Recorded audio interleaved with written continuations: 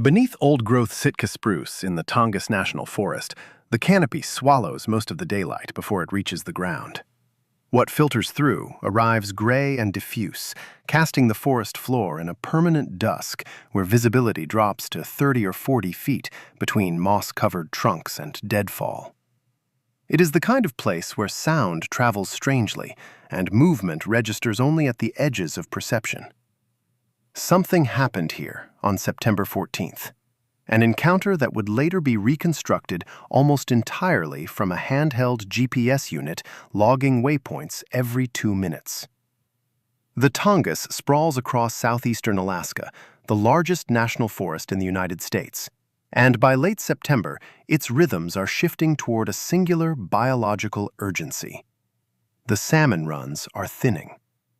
The silver and sockeye that choked the rivers weeks earlier have dwindled to scattered carcasses rotting along gravel bars, and the grizzlies that depend on them are deep in hyperphagia, the pre-denning feeding frenzy that drives them to consume up to 20,000 calories a day.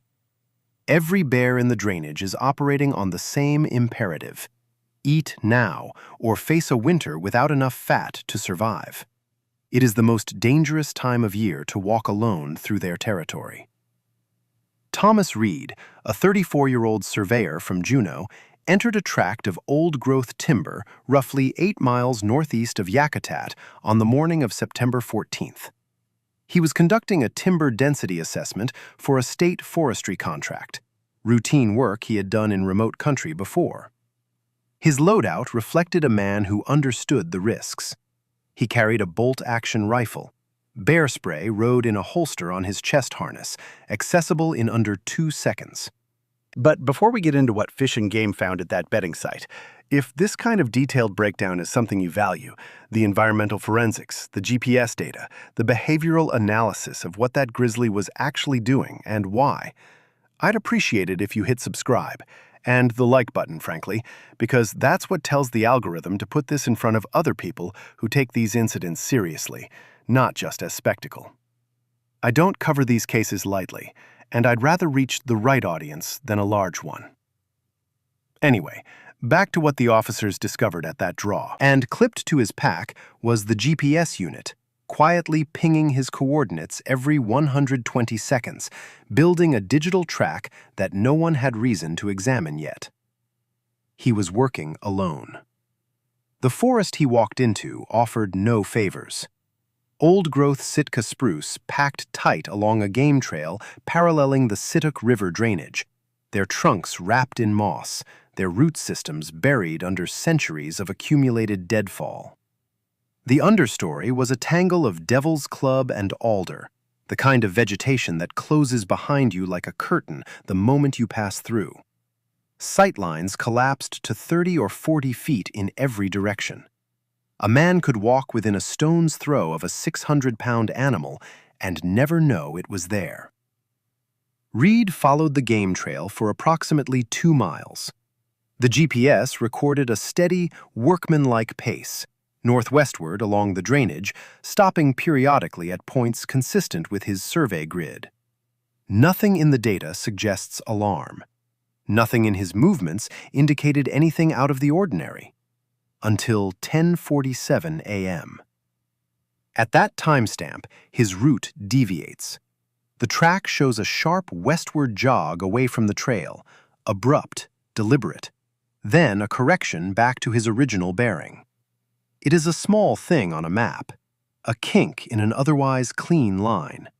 But investigators who later analyzed the data believe this is the moment Thomas Reed first detected the bear. A sound, perhaps. A shape shifting in the peripheral gloom between trunks. Something that pulled his attention hard enough to alter his course for a few steps before he convinced himself to continue. What Reed did not yet understand, what he could not have understood, given the sightlines and the terrain, was that he was not the one who had found the bear. The bear had found him. A roughly 600-pound male grizzly, later identified by wildlife biologists through hair samples snagged on bark along the route, had already been pacing him from approximately 80 yards to his southeast. The animal was using a parallel ridge of blow-down timber as cover, matching Reed's speed, adjusting its line when he adjusted his. It had likely been doing so for some time before the GPS recorded any deviation at all. At 10:47 a.m., Thomas Reed made his first move. But his GPS was not the only thing tracking through that timber. Every step he took, something behind him was taking one too. Thomas Reed's GPS track tells the story his eyes couldn't. Sharp jogs, sudden pauses, corrections back to the trail. Something in the understory of the Tongass had been holding a parallel course at 80 yards, and the distance was not staying constant. Over the next 18 minutes, the GPS unit on Reed's belt logged a pattern that no surveyor's route should produce. Short accelerations, 5 or 6 quick strides, then a full stop. A lateral jog to the west, a correction back east, another pause. 2 more lateral shifts, as though he were testing whether whatever was out there would mirror him. It did. Twice during that stretch, Reed caught a brown shape shifting between the moss-darkened trunks of old-growth spruce. A mass of color that didn't belong to the deadfall or the understory. It moved when he moved. It stopped when he stopped. But in timber this dense, with visibility collapsing to 30 or 40 feet between the blowdown and the Devil's Club, he could not confirm what he was seeing. A stump can look like a shoulder. A shadow can look like movement. He needed a clear line of sight, and the forest would not give him one. Then the trees opened. Reed reached a small clearing near a creek tributary, perhaps 20 feet of unobstructed ground, and he used it. He stopped, turned, and raised a monocular to glass the terrain behind him.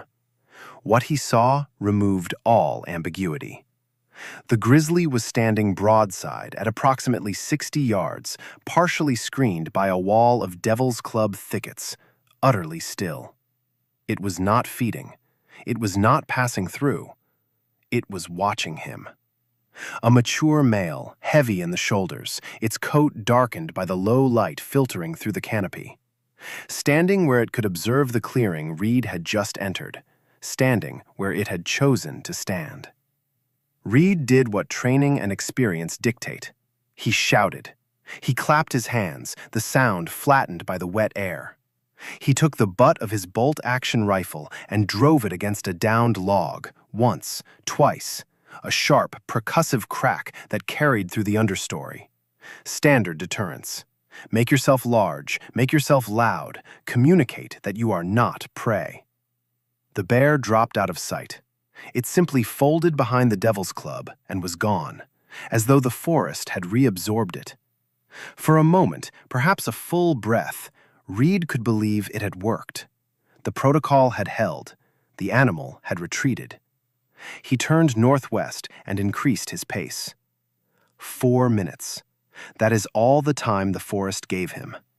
4 minutes of faster walking, of scanning every gap between trunks, of listening past his own breathing for the sound of weight pressing into wet ground.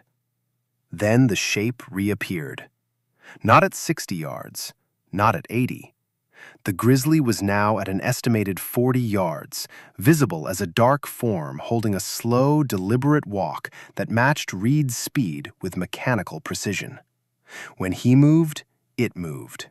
When he adjusted his line, the bear adjusted its own vector to compensate.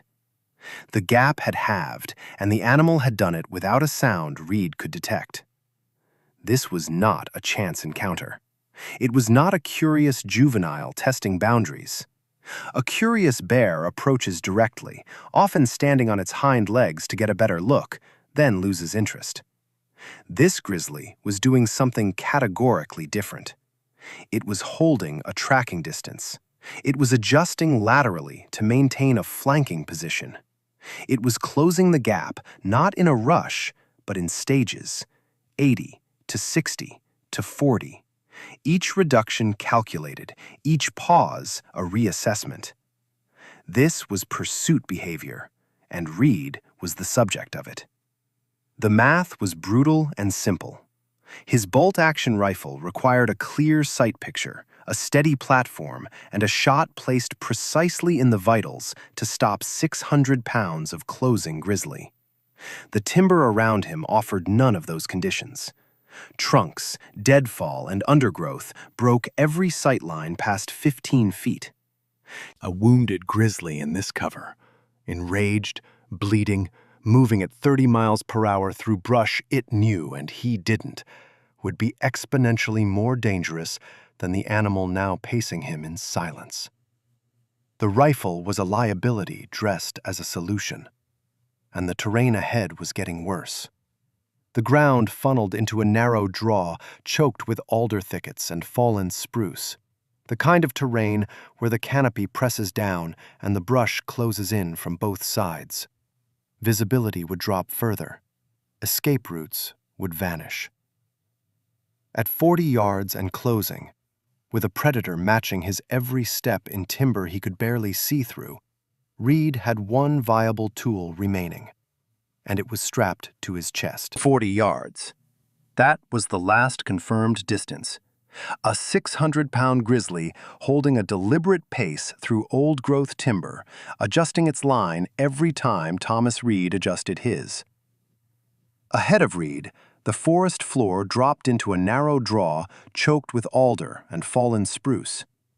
The sight lines were about to get worse. At 11:09 a.m., the stalk became something else. A single explosive huff behind him and to his left.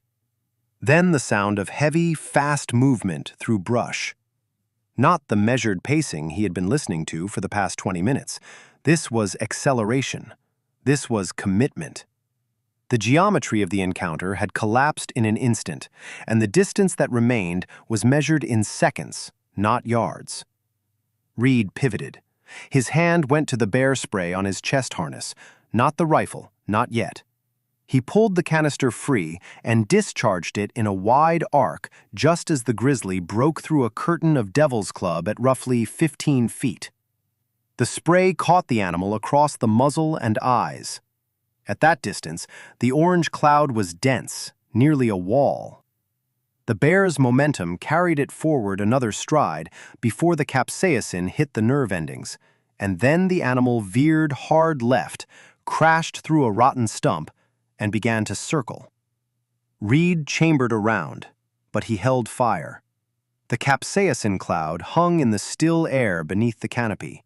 There was almost no wind in the draw, and the dense timber above trapped everything: light, sound, the acrid chemical haze that now burned Reed's own throat and eyes. Visibility was near zero. Firing blind into that undergrowth at a moving bear risked a wound that would turn a deterred animal into a committed one. He knew what a wounded grizzly in close cover could do. So he stood motionless, rifle raised to his shoulder, and listened.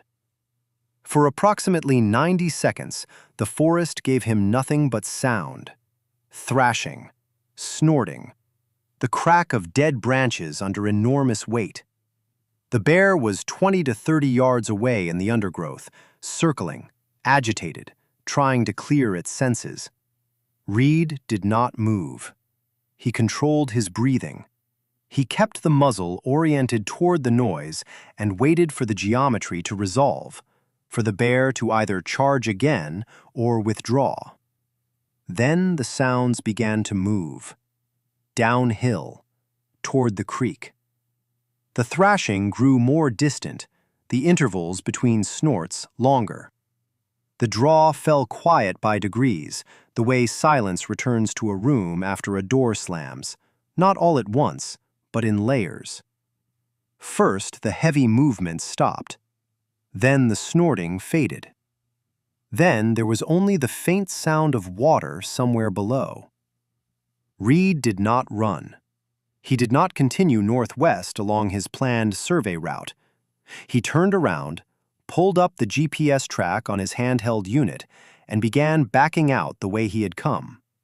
1 mile of old-growth timber, retracing the same game trail, watching behind him the entire way. He reached a logging road and radioed his field office in Yakutat. Alaska Department of Fish and Game officers reached the draw that afternoon. What they found confirmed every element of the encounter and added a dimension Reed had not known. There were fresh grizzly tracks in the soft ground near the creek. Claw marks gouged deep into a spruce trunk at the exact point of the charge. The bear had pushed off the tree to launch through the Devil's Club. And roughly 80 yards southeast of the draw, partially concealed behind a ridge of blowdown, investigators found a ground depression where the grizzly had bedded earlier that morning. It was less than 100 yards from the game trail Reed had been walking when his survey began. Environmental forensics pieced together the rest.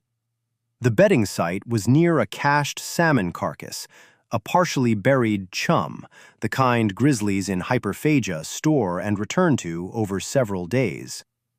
The bear had likely been resting near its cache when Reed unknowingly passed within scent range.